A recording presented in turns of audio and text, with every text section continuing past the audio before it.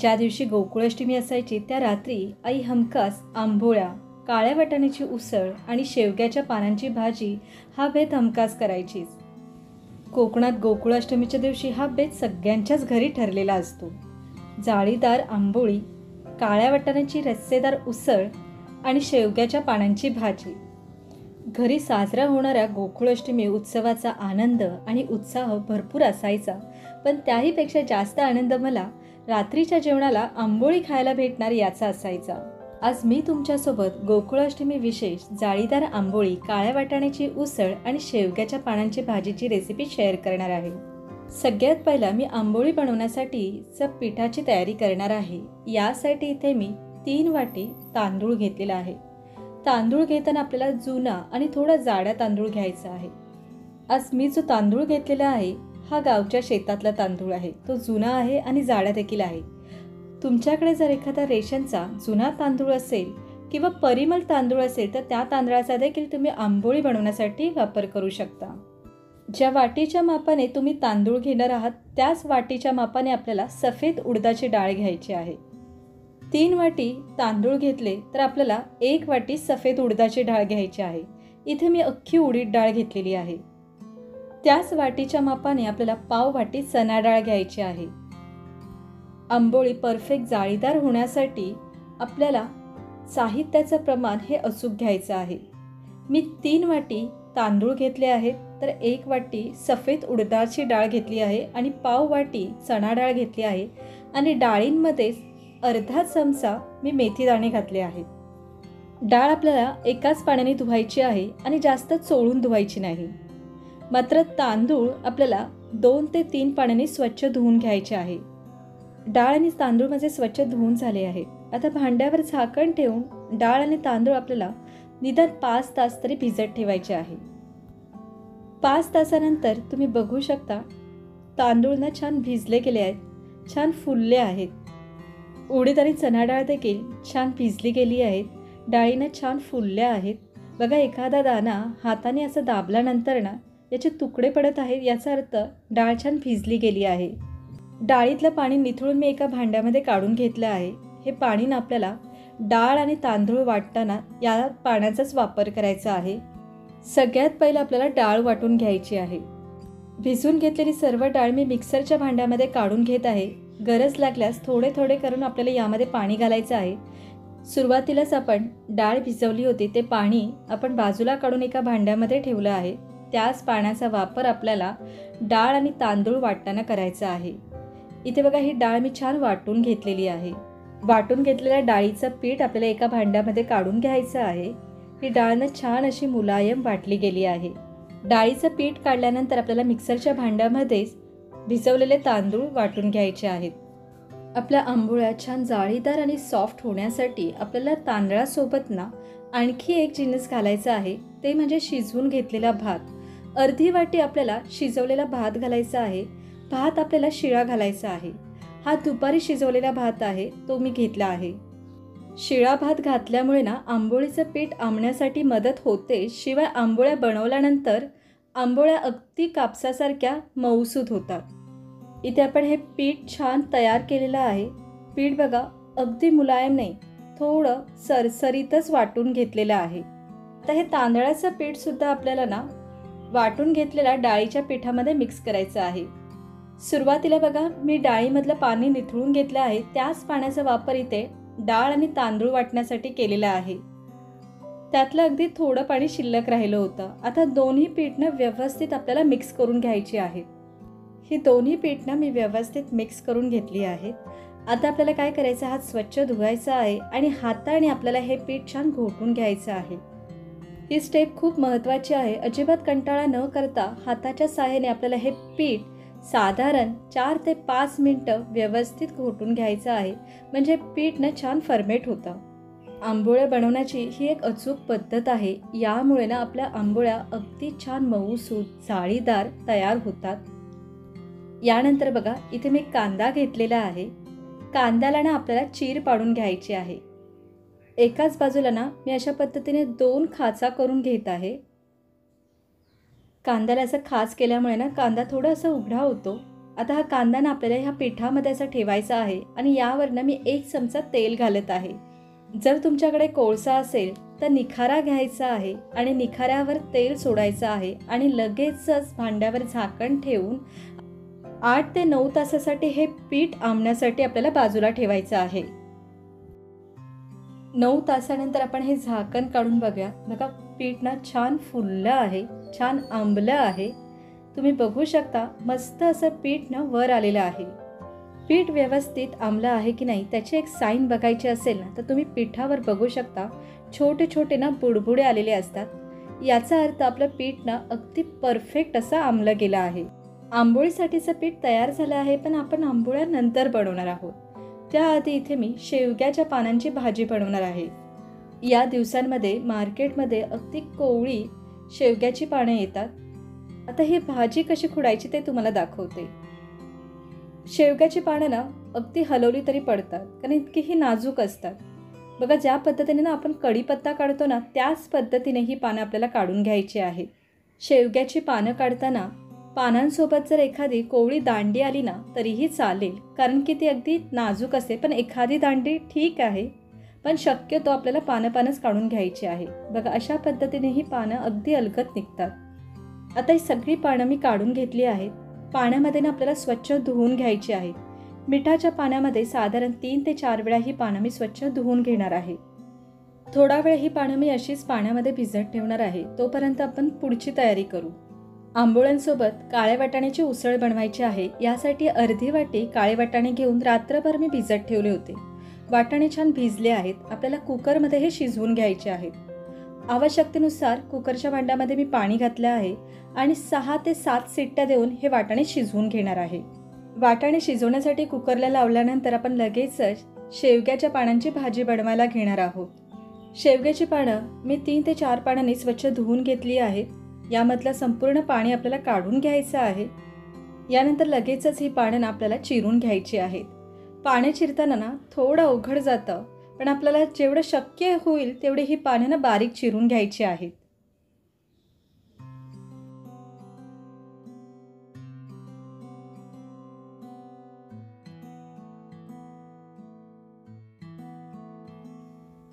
हे बघा अशा पद्धतीने ना आपल्याला जेवढे शक्य होतील ना तेवढी पानं बारीक चिरून घ्यायची आहे.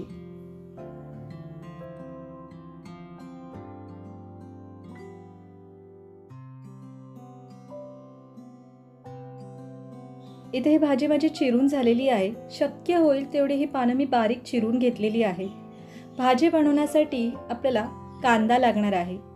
इथे 2 कांदे बारीक चिरून घेतले आहेत आणि 3 हिरव्या मिरच्या घेतल्या आहेत. आमच्याकडे ही भाजी फक्त कांदा, मिरची आणि ओल्या नारळाचा कीस वापरून बनवली जाते. तुम्हाला जर लसूण घालायची असेल तर तुम्ही यामध्ये लसूण घालू शकता. आता कढईमध्ये 1 चमचा तेल गरम करून घ्यायचं आहे. तेल गरम झाल्यानंतर यामध्ये आपल्याला मिरची घालायची आहे. मिरची थोडी तेलामध्ये परतून घेत आहे आणि यानंतर लगेचच यामध्ये कांदा घालायचा आहे. कांदा आपल्याला बारीक चिरून घ्यायचा आहे. तुम्हाला जर यामध्ये कांदा, लसूण या दोन्हींचा वापर करायचा नसेल तर फक्त मिरची घालून आणि ओल्या नारळाचा कीस घालून ही भाजी बनवू शकता. तशी देखील ही भाजी खूप छान होते. मी कांदा तेलामध्ये छान परतून घेतला आहे. हलका गुलाबी रंग आलेला आहे. आता यामध्ये ना आपल्याला चिरून घेतलेली भाजी घालायची आहे. सुरुवातीला ना मीठ न घालताच ही भाजी ना तेलामध्ये मी छान परतून घेणार आहे. भाजीमध्ये मीठ न घालताच 1 ते 2 मिनिटं ही भाजी मी वाफेवर परतून घेतलेली आहे. भाजी थोडी नरम पडली आहे. आता यामध्ये आपल्याला आवश्यकतेनुसार मीठ घालायचं आहे. लगेचच आपल्याला ना भांड्यावर झाकण ठेवायचं आहे. फक्त 2 मिनिटासाठी हे झाकण ठेवणार आहे. 2 मिनिटं झाल्यानंतर बघा आपल्याला पुन्हा ही भाजी परतून घ्यायची आहे. मीठ घातल्यामुळे ना भाजीला थोडं पाणी सुटतं. भांड्यावरचं झाकण काढून झाल्यानंतर ही भाजी मी व्यवस्थित परतून घेतली आहे. आता यामध्ये मी ओल्या नारळाचा कीस घालत आहे. अर्धी वाटी इथे मी ओल्या नारळाचं कीस घेतलं होतं. ही शेवग्याच्या पानांची भाजी ना कांदा, मिरची आणि भरपूर ओल्या नारळाचा कीस घालून बनवली की भाजी ना खूप छान होते. खायला खूप अप्रतिम लागते. ओल्या नारळाचा कीस घातल्यानंतर ही भाजी पुन्हा एकदा परतून घेतली आहे. आता गॅसची फ्लेम आपल्याला कमी ठेवायची आहे. ओल्या नारळाचा कीस घातल्यानंतर आणखी 5 मिनिटं ही भाजी मी शिजवून घेतली आहे. गॅसची फ्लेम कमी ठेवून आपल्याला ही भाजी शिजवून घ्यायची आहे. आपली इथेही शेवग्याच्या पानांची भाजी तयार झाली आहे. यानंतर काळ्या वाटाण्याची उसळ बनवायची आहे. यासाठी आपल्याला वाटण तयार करायचं आहे. इथे मी कोथिंबीर घेतली आहे, 8 ते 9 लसूण पाकळ्या घेतल्या आहे, एक मध्यम आकाराचा कांदा घेतला आहे, मध्यम आकाराचा टोमॅटो घेतला आहे, 2 चमचे सुक्या नारळाचा कीस आहे, 2 चमचे ओल्या नारळाचा कीस आणि आल्याचा अर्धा इंच तुकडा घेतला आहे. यानंतर इथे मी अर्धी वाटी शिजवून घेतलेले हे जे काळे वाटाणे आहेत ना ते घेतले आहेत. वाटाणे बघा छान शिजले आहेत. वाटाणे व्यवस्थित भिजले गेले असतील ना तर वाटाणे शिजण्यासाठी जास्त वेळ लागत नाही. 6 ते 7 शिट्ट्या देऊन हे वाटाणे मी शिजवून घेतलेले आहेत. वाटणामध्ये आपल्याला कांदा आणि खोबरं भाजून घ्यायचं आहे. यासाठी कढईमध्ये एक छोटा चमचा तेल गरम करून घेतलं आहे. यामध्ये आपल्याला कांदा परतून घ्यायचा आहे. कांद्यासोबतच लसूण आणि आल्याचा तुकडा देखील यामध्ये घालायचा आहे आणि तेलामध्ये परतून घ्यायचा आहे. कांदा हलका असा मऊसूत झाला आणि कांद्याला गुलाबी रंग आला की यामध्ये आपल्याला ओल्या नारळाचा कीस घालायचा आहे आणि कांद्यासोबतच आपल्याला ओल्या नारळाचा कीस देखील तेलामध्ये परतून घ्यायचा आहे. ओल्या नारळाच्या किसाचा देखील हलका असा रंग बदललेला आहे. आता यामध्ये आपण जे सुका नारळ घेतलेला आहे, 2 चमचे सुक्या नारळाचा कीस घेतलेला आहे ते घालायचं आहे. सुक्या नारळाचं कीस देखील छान खरपूस असं भाजलं गेलं आहे. कांदा आणि खोबरं छान भाजून झाल्यानंतर आता गॅसची फ्लेम बंद करायची आहे आणि हे सर्व जिन्नस आपल्याला एका ताटामध्ये थंड होण्यासाठी काढून घ्यायचे आहे. आता यामध्ये कोथिंबीर आणि टोमॅटो घालून हे सर्व जिन्नस आपण मिक्सरला छान बारीक वाटून घेणार आहोत. इथे हे वाटण मी वाटून घेतलं आहे. लगेचच ही काळ्या वाटाण्याची उसळ बनवायला घेणार आहोत. यासाठी कढईमध्ये 1 चमचा भरून तेल गरम करून घेतलं आहे. आता तयार वाटण आपल्याला या तेलामध्ये छान परतून घ्यायचं आहे.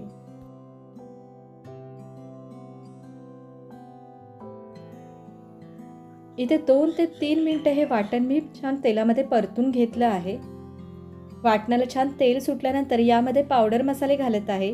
सगळ्यात पहिलं हिंग घातलं आहे. त्यानंतर आपल्याला 1 चमचा मालवणी मसाला घालायचा आहे. अर्धा चमचा यामध्ये साठवणीचा मसाला घातला आहे. अगदी पाव चमचा हळद घातली आहे आणि 1 टीस्पून आपल्याला गरम मसाला घालायचा आहे.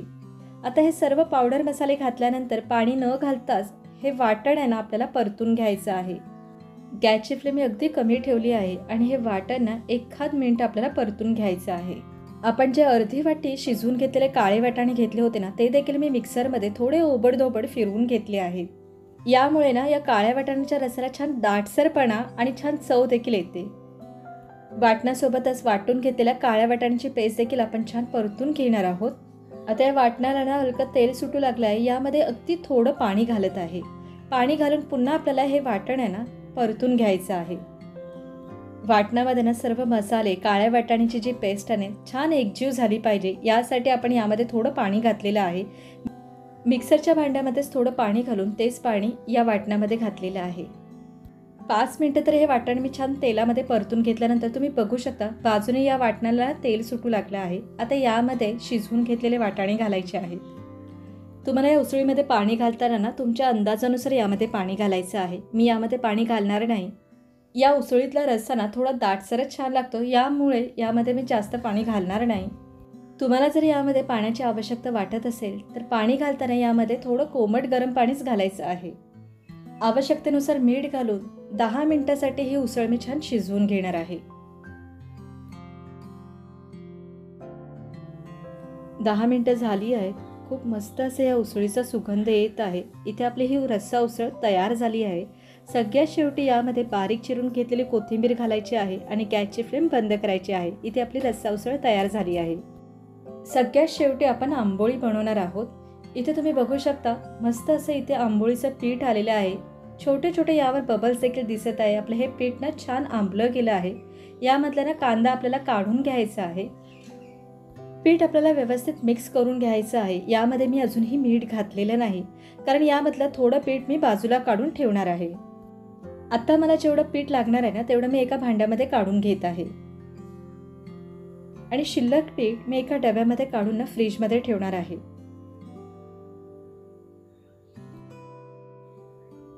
आता या पिठामध्ये मीठ घालायचं आहे, आवश्यकतेनुसार पाणी घालायचं आहे आणि पीठ व्यवस्थित मिक्स करून घ्यायचं आहे. पीठ तयार झाल्यानंतर आपल्याला लगेचच भीड तयार करून घ्यायचं आहे. भिडाच्या तव्यावर ह्या आंबोळ्या खूप छान लागतात. आंबोळ्यांच्या पिठामध्ये पाणी घालताना ना, पिठामध्ये इतकंच पाणी घालायचं आहे की पीठ तव्यावर सोडल्यानंतर ते स्वतःहून पसरलं पाहिजे. बिड्याचा तवा गरम झाल्यानंतर लगेचच त्यावर तेल लावून घ्यायचं आहे. त्यानंतरच आपल्याला यावर पीठ सोडायचं आहे. पीठ सोडल्यानंतर लगेचच बघू शकता याला ना छान जाळी आलेली आहे. याचा अर्थ आपलं पीठ ना छान आंबलं गेलं आहे. बरोबर ना, थोडं आपल्याला तेल सोडायचं आहे. याची दुसरी बाजू आपल्याला पलटून घ्यायची आहे आणि दुसऱ्या बाजूलाही अगदी एखाद सेकंदासाठी ही आंबोळी शेकून घ्यायची आहे. आता तयार झालेली ना आंबोळ्या आपल्याला पानावर किंवा जाळीवर काढून ठेवायची आहे. आंबोळ्या पातळ नसतात, थोड्या जाडसरच असतात. गॅसची फ्लेम वाढून आपल्याला पुन्हा तवा गरम करून घ्यायचा आहे. मी तेल लावून घेतलं आहे आणि त्यानंतर यावर आपल्याला आंबोळीचं पीठ सोडायचं आहे. जितक्या लहान मोठ्या आकाराच्या तुम्हाला आंबोळ्या बनवायच्या आहेत ना, त्यानुसार यावर तेल सोडायचं आहे आणि थोडं पीठ आपल्याला असं पसरून घ्यायचं आहे. बघा इथे मस्त असं आपल्या आंबोळ्यांना ना जाळी सुटत आहे. छान जाळीदार या आपल्या आंबोळ्या तयार होत आहेत. वरची बाजू हलकी अशी सुकू लागली ना की यावर आपल्याला तेल सोडायचं आहे आणि लगेचच आपल्याला त्याची दुसरी बाजू उलटून घ्यायची आहे.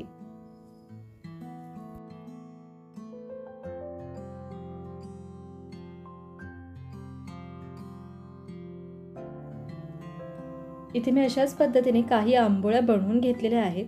या आंबोळ्यांना आपल्याला लगेच जाळीवर काढून घ्यायच्या आहेत. तुम्ही बघू शकता मस्त अशी या आंबोळ्यांना जाळी आलेली आहे. या आंबोळ्यांना अगदी कापसासारख्या मऊसूत झालेल्या आहेत. मुठ्ठीमध्ये दाबल्यानंतर देखील या आंबोळ्यांना फाटत नाहीयेत आणि ते मस्त अशा आपल्या ह्या जाळीदार कापसासारख्या मऊ आंबोळ्या देखील तयार झालेल्या आहेत. गोकुळाष्टमीसाठी कोकणात बनवली जाणारी ही खास थाळी आंबोळी, शेवग्याच्या पानांची भाजी आणि काळ्या वाटाण्याची रस्सा उसळ इथे आपली तयार झाली आहे.